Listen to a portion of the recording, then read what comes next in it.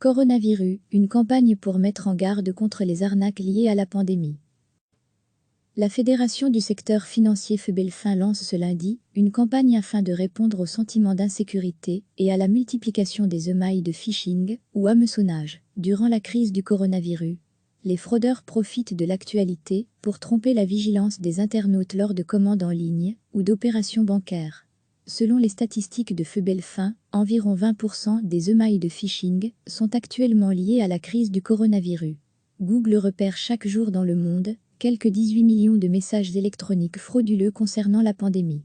Une enquête du bureau d'études Indivil révèle également qu'un Belge sur 3 a reçu un message de hameçonnage au cours du mois dernier et qu'une personne sur 4 regrette les informations qu'elle a transmises en ligne. Le sentiment d'insécurité en ligne s'accroît, constate FEBELFIN. Les entreprises ne sont par ailleurs pas épargnées, ajoute la fédération. Les collaborateurs des services de gestion, des finances et des ventes sont ceux qui cliquent le plus souvent sur des emails de phishing.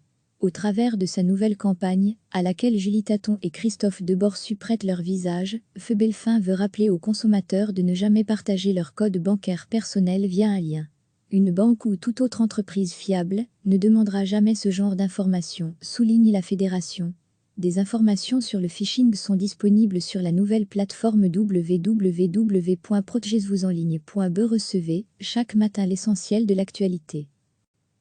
La Fédération du secteur financier FEBELFIN lance ce lundi une campagne afin de répondre au sentiment d'insécurité et à la multiplication des emails de phishing ou hameçonnage durant la crise du coronavirus. Les fraudeurs profitent de l'actualité pour tromper la vigilance des internautes lors de commandes en ligne ou d'opérations bancaires. Selon les statistiques de FEBELFIN, environ 20% des emails de phishing sont actuellement liés à la crise du coronavirus. Google repère chaque jour dans le monde quelques 18 millions de messages électroniques frauduleux concernant la pandémie. Une enquête du bureau d'études Indivil révèle également qu'un Belge sur 3 a reçu un message de hameçonnage au cours du mois dernier et qu'une personne sur 4 regrette les informations qu'elle a transmises en ligne. Le sentiment d'insécurité en ligne s'accroît, constate FEBELFIN. Les entreprises ne sont par ailleurs pas épargnées, ajoute la fédération. Les collaborateurs des services de gestion, des finances et des ventes sont ceux qui cliquent le plus souvent sur des emails de phishing. Au travers de sa nouvelle campagne, à laquelle Julie Taton et Christophe Deborsu prêtent leur visage, FEBELFIN veut rappeler aux consommateurs de ne jamais partager leur code bancaire personnel via un lien. Une banque ou toute autre entreprise fiable ne demandera jamais ce genre d'informations, souligne la fédération.